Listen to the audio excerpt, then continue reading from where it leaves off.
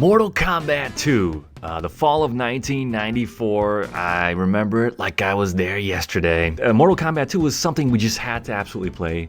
We loved the characters. It was such a massive improvement over Mortal Kombat 1. Just gigantic, significant in the graphics department, in the character selection, and the fatalities and everything. Now, I know the Genesis version, I will admit, is not as good as the Super Nintendo version of MK2 in a few specific areas. I think the graphics are better for the Super Nintendo version, and I will also say that the voice sampling, of course, there was some voice sampling that was left out of the Genesis version, and that was not faithful to the arcade translation. But the music, I prefer the Genesis version, and the gameplay, it's faster, it's smoother, it's more responsive. I prefer the Genesis version. So, I mean, there's a give and take here for both versions. We would just do those freaking fatalities over and over again. Our parents be walking around in the background.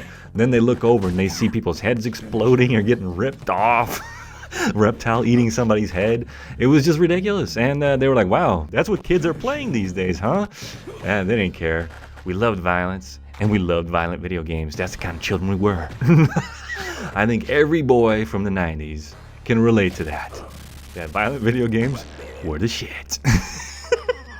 What a wonderful gift it was in the fall of 1994 to have this in the home. The game was extremely influential and just a massively significant cultural phenomenon at the time.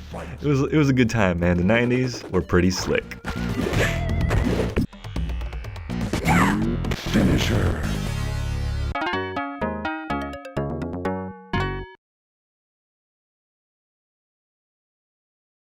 This mini review comes from my top 25 Sega Genesis games video. This is the greatest list of Sega Genesis games you will ever see in your life. Check out the link right here and indulge in some Sega greatness. And don't forget to subscribe to our channel, Great Men Taking Over the World. Until next time, peace out.